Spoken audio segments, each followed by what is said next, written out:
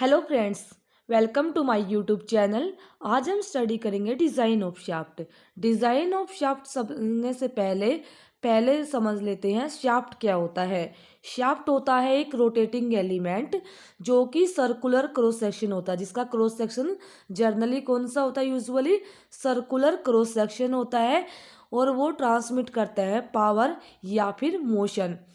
यानी कि शाफ्ट एक रोटेटिंग एलिमेंट है, यूजुअली सर्कुलर क्रॉस सेक्शन होता है, जो कि यूज़ करा जाता है ट्रांसमिट करने के लिए पावर या फिर मोशन।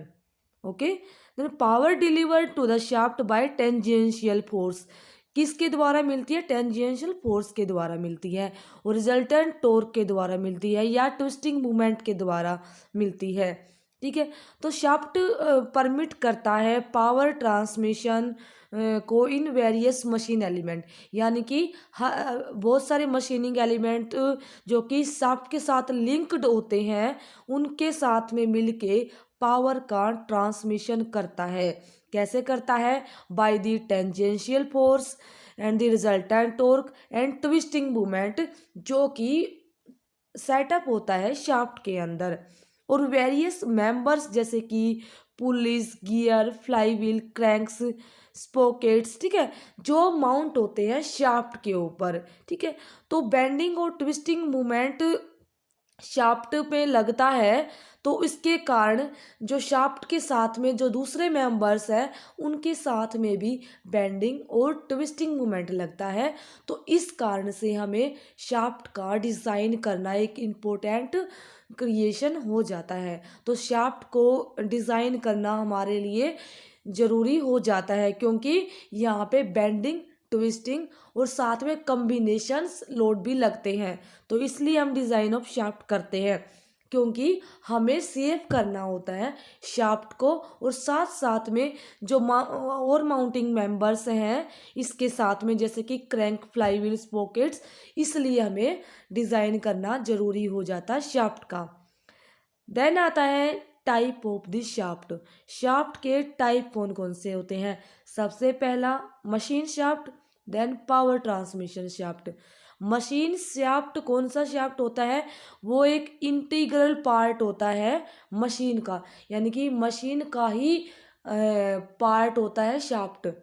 ठीक है, जैसे कि एग्जांपल के लिए क्रैंक शाफ्ट है। क्रैंक शाफ्ट मशीन का ही पार्ट है, तो उसको क्या बोल देते हैं? मशीन शाफ्ट बोल देते हैं। Then power transmission shaft. Power transmission shaft use करे जाते हैं पावर ट्रांसमिशन के लिए, जैसे कि लाइन शाफ्ट हो गया, counter shaft, jacket shaft, examples हैं पावर ट्रांसमिशन शाफ्ट के।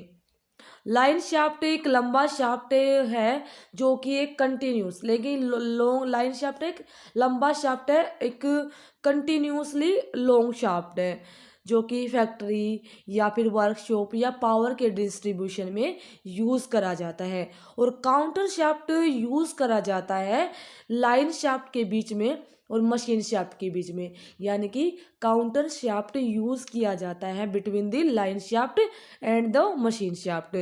और शाफ्ट जो कि डायरेक्टली कनेक्टेड होता है पावर सोर्स से, उसको क्या बोलते हैं? Jack shaft. ठीक है, देन कुछ स्टैंडर्ड साइज होते हैं पावर ट्रांसमिशन के लिए, क्योंकि जो मैन्युफैक्चरर है, जो मैन्युफैक्चरिंग करता है शाफ्ट की, वो या तो अकॉर्डिंग टू द रिक्वायरमेंट, जो हमारी ज़रूरत है, जो हमारी रिक्वायरमेंट है उसके अकॉर्डिंग बनाएगा, या फिर कुछ स्टैंडर्ड साइज के भी शाफ्ट अवेलेबल होते हैं, जैसे कि लेंथ के अकॉर्डिंग अगर बात करें तो 5 मीटर, 6 मीटर एंड 7 मीटर के लॉन्ग शाफ्ट अवेलेबल होते हैं। देन डायमीटर की बात करें तो 25 से लेकर 60 mm के साथ में 5 mm स्टेप होता है इसमें। 60 mm टू 110 mm में 10 mm स्टेप होता है। 110 से 140 में 15 mm का स्टेप होता है, और 140 से 500 mm में 20 mm का स्टेप होता है। ठीक है, ये कुछ स्टैंडर्ड साइज होते हैं शाफ्ट के। अगर स्टैंडर्ड साइज अवेलेबल नहीं है तो क्या है, according to the specific use के अकॉर्डिंग, जो हमारा रिक्वायरमेंट है उसके अकॉर्डिंग हम मैन्युफैक्चर करते हैं या हम परचेज करते हैं। फिर आता है मटेरियल सिलेक्शन। शाफ्ट के लिए कौन कौन सा मटेरियल यूज़ होता है। देखो, मटेरियल ऐसा यूज़ होना चाहिए जिसकी कुछ प्रॉपर्टीज़ हो, बिकॉज जो पावर ट्रांसमिशन या जो शाफ्ट यूज़ हो रहा है उसके ऊपर बहुत सारे फोर्सेस लग रहे हैं।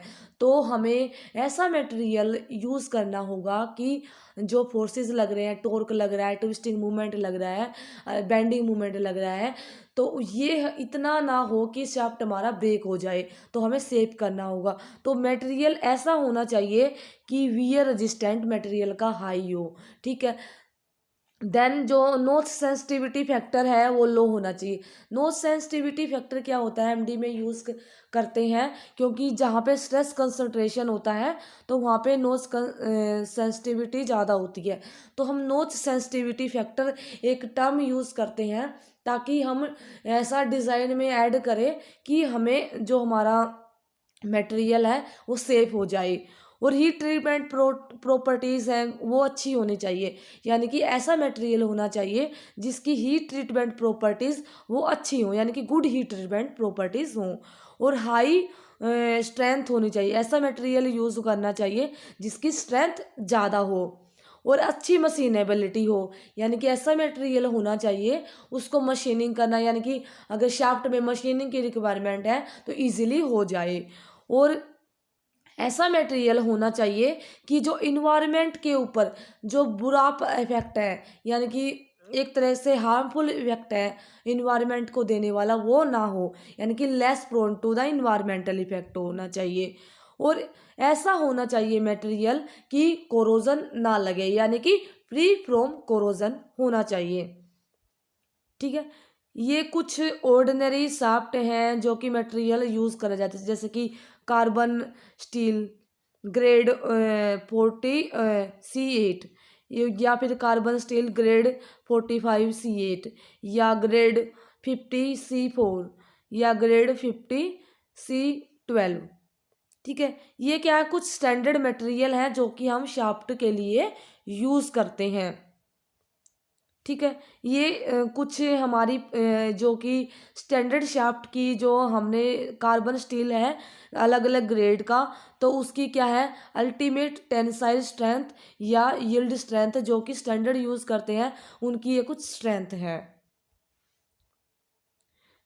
ये कुछ मटेरियल हैं जैसे कि nickel steel, Chrome vanadium steel, nickel chromium steel, जो कि हाई स्ट्रेंथ बेसिस पे अगर हमें यूज़ करना है तो हम ये यूज़ करते हैं मटेरियल। देन जो हमारा मेन पार्ट आता है डिज़ाइन ऑफ द शाफ्ट।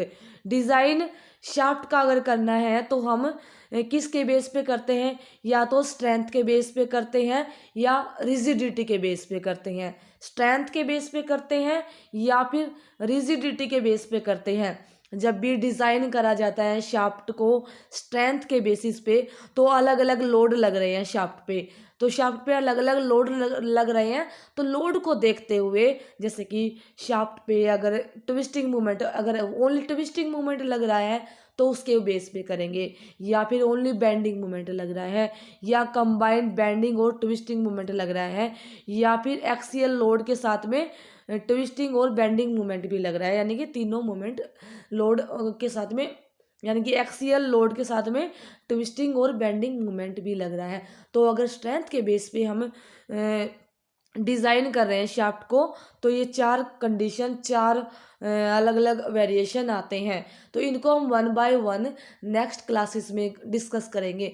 और रिजिडिटी के बेस पे करना है तो वो भी हम टॉर्जन इक्वेशन जो कि हमने स्ट्रेंथ ऑफ मटेरियल में ड्राइव करी थी उसके बेस पे करेंगे, ठीक है। तो अगर आपको वीडियो हेल्पफुल लगा है आपके लिए, आपको अच्छा लगा है, तो प्लीज़ वीडियो को लाइक शेयर एंड चैनल को सब्सक्राइब जरूर करना, बिकॉज़ अगर आप शेयर करोगे तो हमें मोटिवेशन मिलेगा नए वीडियोस बनाने के लिए। Thank you, have a nice day.